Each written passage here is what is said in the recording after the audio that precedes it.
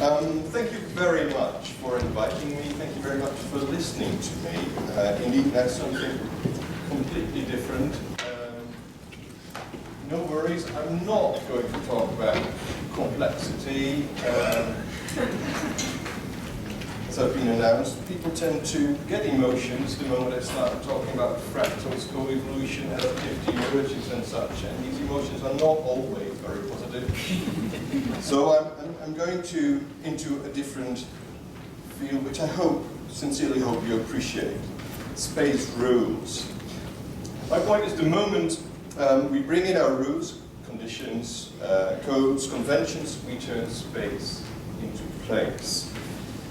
And it affects us, rationally as well as emotionally. I'm a planner, a spatial planner. It's not the same as plan making. A planner thinks through decisions to intervene in space. That's what I'm from. And it's all coming down to choice. And choice making, choice to intervene in space relates to rationality, but also to emotions. I'm going to have a battle with my microphone. It's falling off continuously. Sorry about that. Anyway, let's see. This is my setup. I'm going through these steps and see if you can get along with me. Planets come from an era where rule and order was the lead in making spatial decisions. And that's now being challenged within my discipline. Should it be rational, or is there more? You see, there it goes again. This is painful.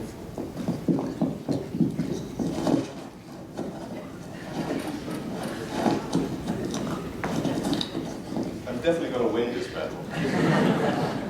Okay. Anyway, while going through this setup or structure, I'll show you my perspective and my emotions regarding the debate within the spatial planning that's ongoing, right? Are there other conditions than just straightforward functional rationale to think through spatial decisions and spatial interventions? That's basically the story. And the first few slides, basically only one is about theory. I'm a theorist, but I know, well, I can get too excited about this issue, and I'm going to show you very many pictures which relate to practice, which is probably more fun. Anyway, planning theory is not about urban design and morphology. It's about, as I said, decision making, policy making, management of space, these kind of things, management of our daily environment. And rationality is our central notion. This is basically planning theory, not much more. There are two extremes: the technical rationale, which embraces a world we all understand, a certain world, straightforwardness, direct causal relations, a factual world, a factual reality. Opposed by the communicative side, a world that's pretty much uncertain, too many stakeholders, various interests, and these stakeholders have to come to some sort of consensus to intervene in space, an agreed reality. Technical rationale, the communicative rationale. These two extremes, and clearly there are very many rationales in between, but they all relate somehow to these two extremes. And clearly it results in concepts, and these concepts relate again to other theories, disciplines, and philosophy.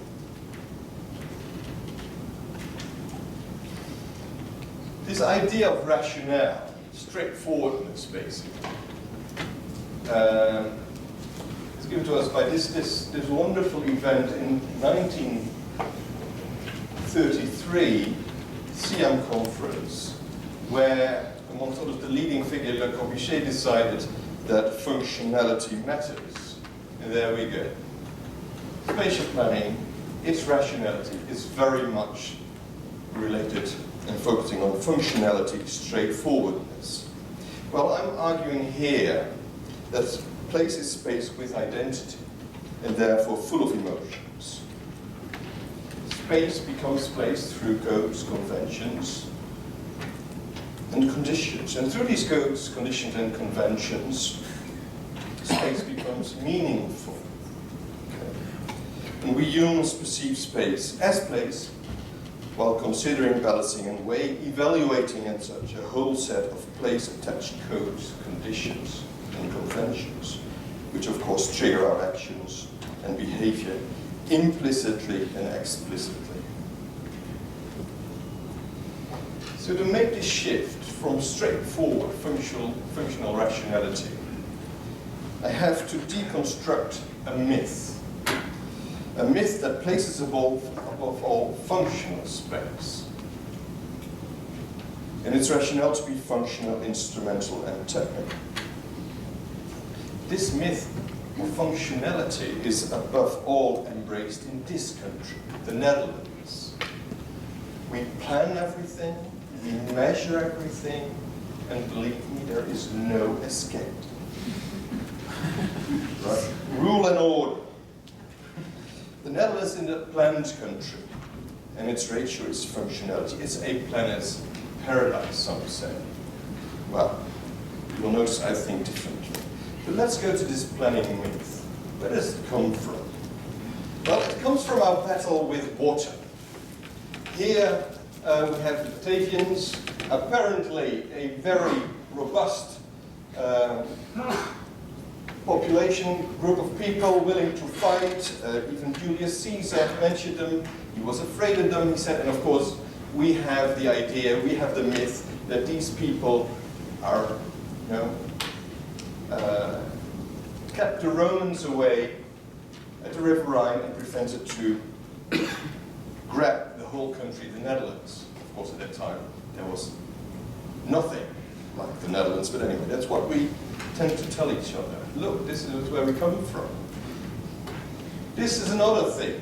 So around 1300, we started in this country building dikes. We had to, because the population increased and we wanted to get dry feet.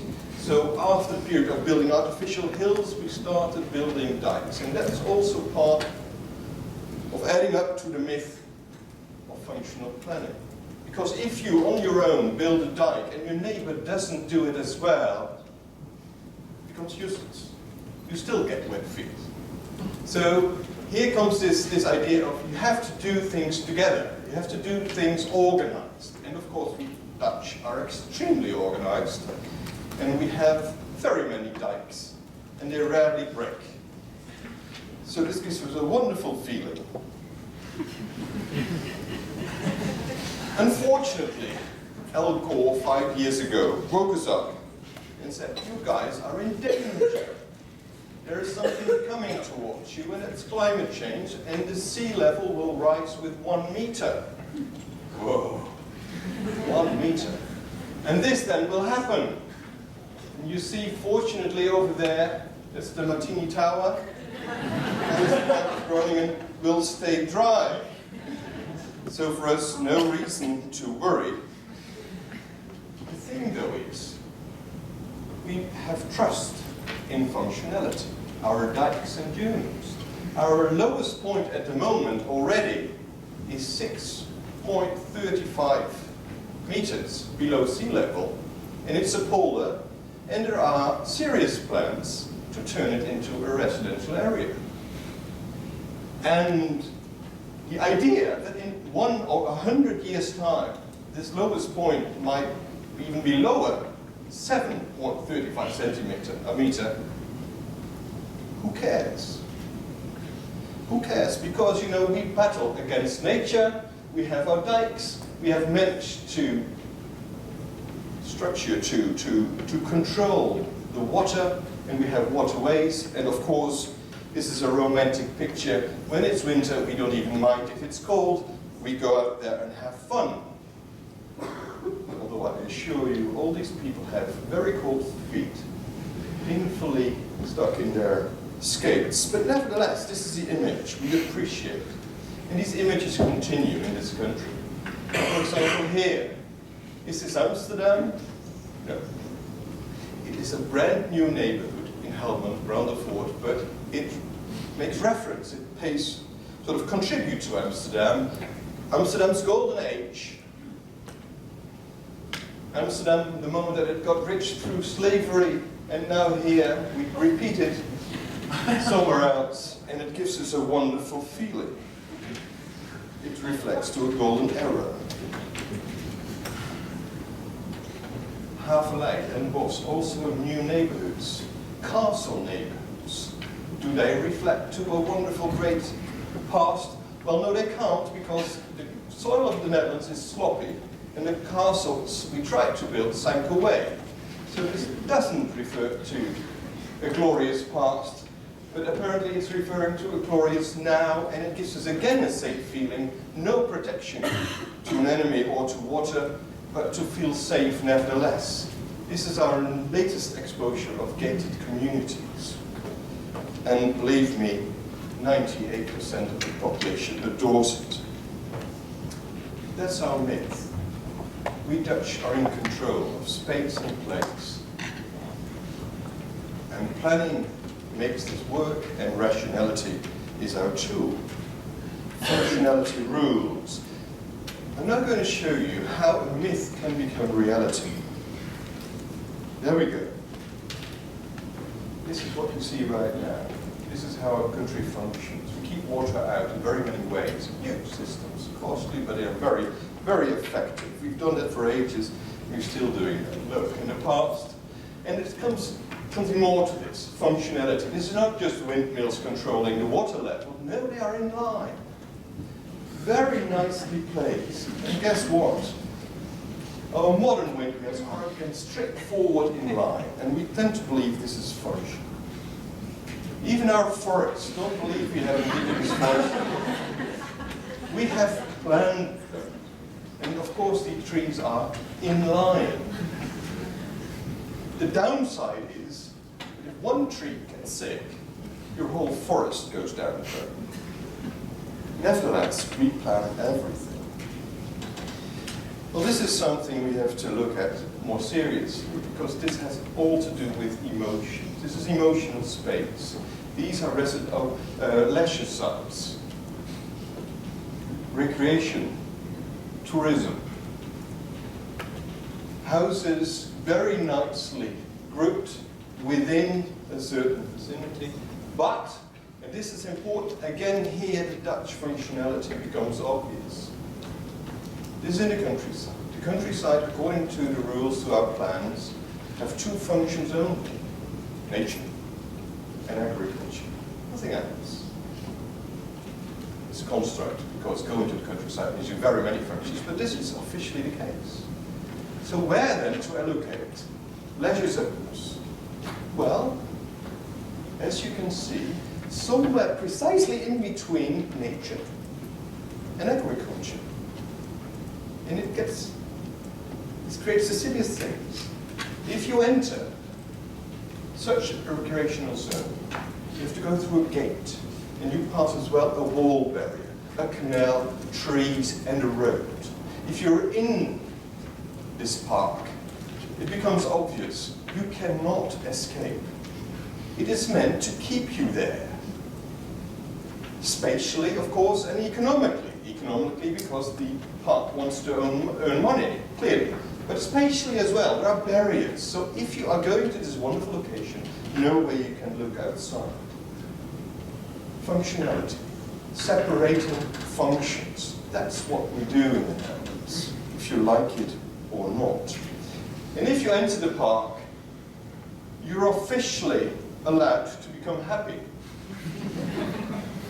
And this is the center of happiness, the center of the park, where you find everything: shopping, swimming pools, etc. And of course, a map that tells you, basically, look, it's fun here, and you cannot escape.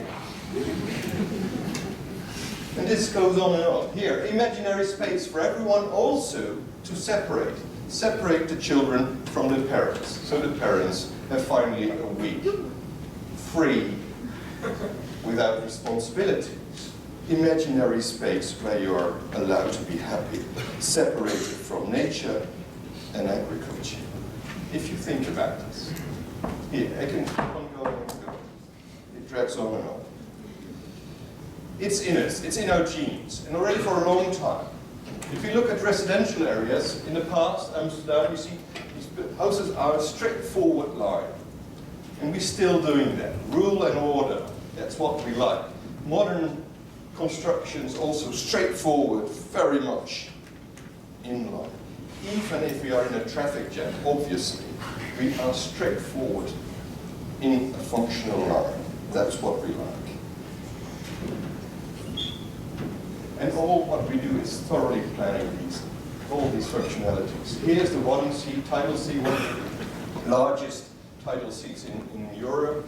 And I assure you, there are more plans made by planners than there are seals or boats in the one sea. All meant to control, all meant to express functionality. And believe it or not, we feel good, although no one knows really what is in those plans. This is a silly thing. Obviously, this is what we wanted. At the end, we failed. Terribly sorry to tell you this. But nevertheless, I assure you, municipalities have dog droppings or dog manual plans. We do. Don't you love this country? Isn't it wonderful? Anyway, some abstractions.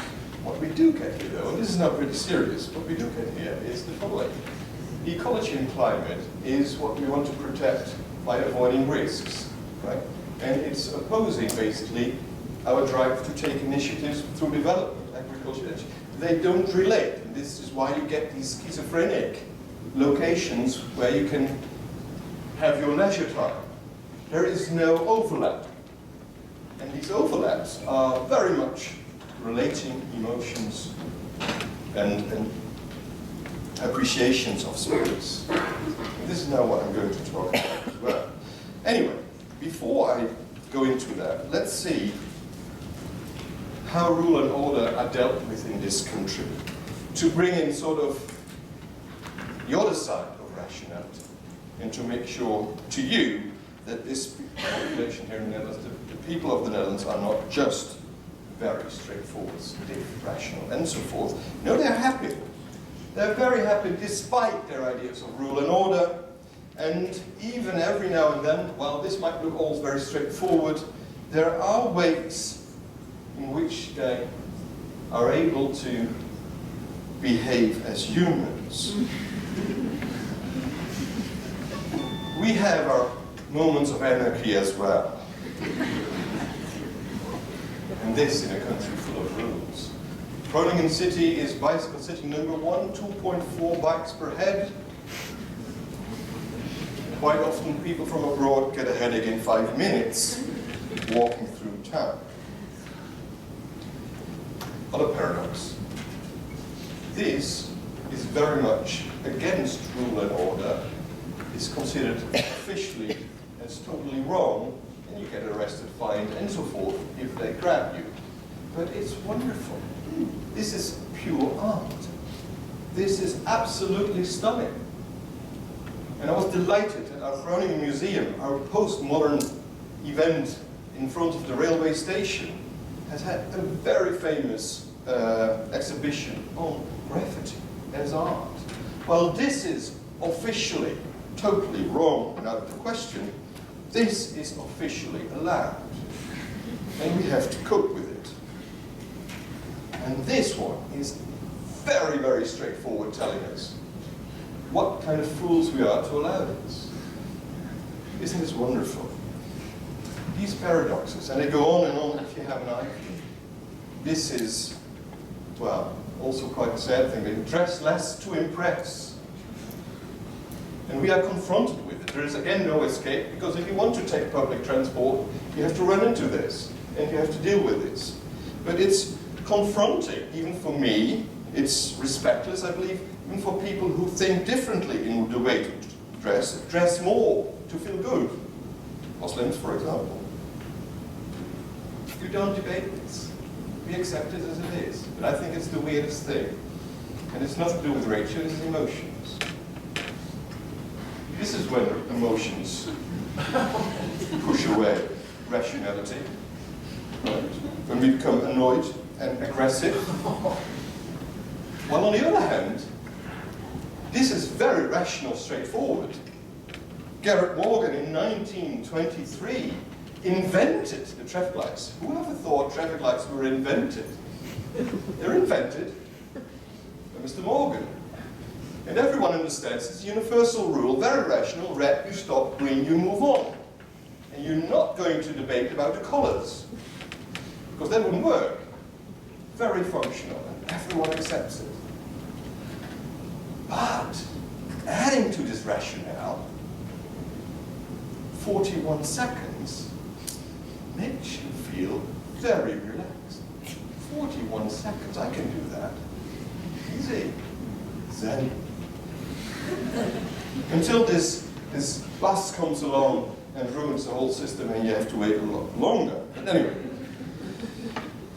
So planning by emotions would make sense. Adding up to rationale, that probably would make sense as well. That's not the point. So how to make this idea work, emotions and rationality, joining forces in thinking through how to intervene in space and how to make us happy, to enhance society. Well, there are options. First, have a look at trends. We see these trends everywhere. More interest in the qualitative side of our lives, plural qualities, lifestyles, and of course a sense of place. Clearly. We want more and more to identify ourselves with the environment we are in. We want to feel attached to it, and more we appreciate green space and a relaxing environment. Clear. So what we've done here in Groningen, there are two steps: a methodology and a concept, and then I'm at the end thinking through a planners method, a method that can dealt with by planners, which makes sense and adds, say, emotions.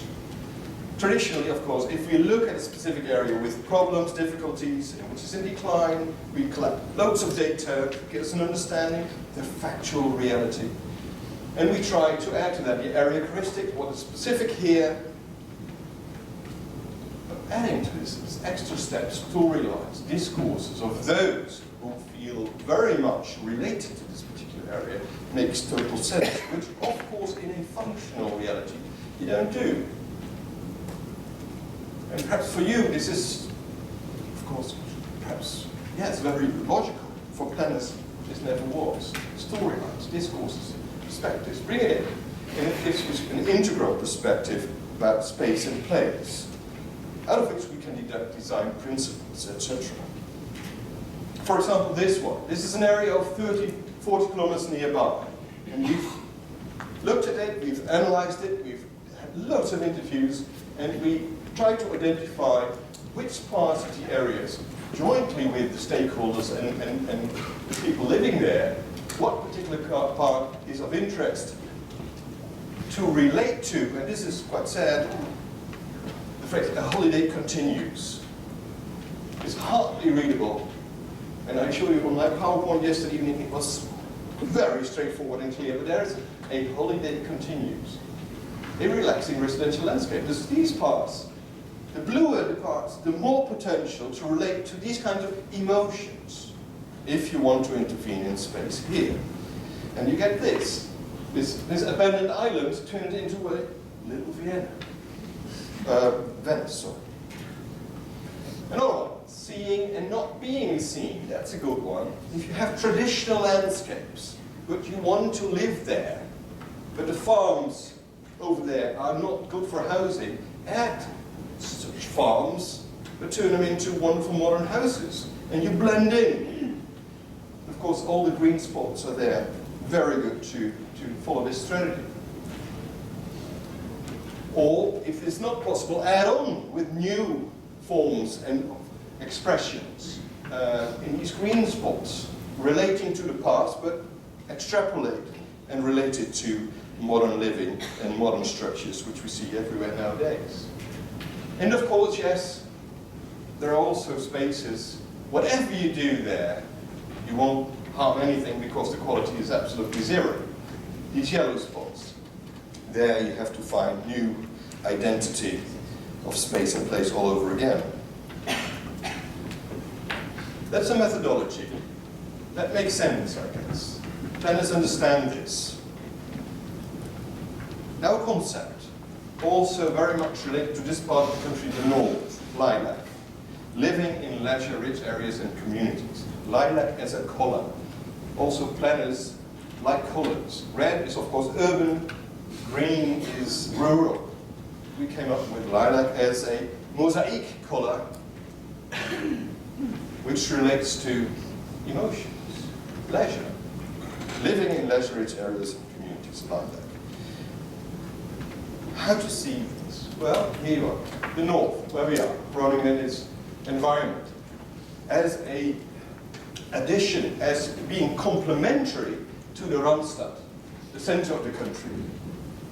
Complementary on agriculture and leisure, instead of competing on industry and services. That's the concept, the spatial concept. Not competing on issues where you can not win, but do be complementary on the basis of qualities that are exclusively yours. For example, here, of course, this is the northern part of the country, this wonderful green lady, while the Randstad, the core of the country, is this yuppie, stressed young man. Economists will tell us, look, you have to compete. Biologists will tell us, if these two start competing, you won't get spring off. You won't get offspring, sorry. So you have to be complementary to get something. And this makes sense also for me as a planner. Investing in competition of space and place, or trying also to think through that being complementary might also add up. Which would mean, for the North, no longer investing hundreds of millions in harbors to compete. Rotterdam Harbour, which was one of the biggest harbors in the world. Not to invest in Groningen International Airport to compete Amsterdam International Airport, but to invest in what we have. At this moment, particular politicians don't see what we have because they think about industry and services. Well, I would say, wait a minute, your qualities to relate to a leisure economy are wonderful. So I'm almost there. This one, the lilac axe from Amsterdam to the north, is interesting because that axe is evolving autonomously. The various places and spaces here do one thing. They want to keep on growing while relating their expanding residential sites to water, landscape. A lilac environment, a leisure environment, while implemented from above by the authorities, a speed train from Amsterdam to Groningen never worked. Autonomously, we see a leisure landscape evolve. That's interesting. A complementary way, instead of competing with, relating to what people feel about space and place, quality as such, ignoring the straightforward rationale to be accessible. And this is what we see slowly developing. Isn't this nice? Anyway, back to this figure, and I'm almost there. This is what we have concluded. There is a separation within this very functional spatial policy in this country. Ecology and agriculture are separate things. Well, we have seen, if you think about this differently, not necessarily functional, rational, but bringing other qualities, the in-between space becomes important, where water, landscape, leisure do become the drive of development, spatial development. And this is an interesting step. And this is what I would like to stress. And this is also what makes me happy, because this informs me that there is a way out of this straightforward functionality. And we have seen the tools and the instruments and the concepts. Okay. So to wrap up, spatial conventions are the kind of norms that have developed within communities, societies, and cultures. And they are symbolized, confirmed, or idolized through spatial practice, and to which we respond in various ways, rational, but if we do it also emotionally, look what we get. A wonderful world. Thank you very much.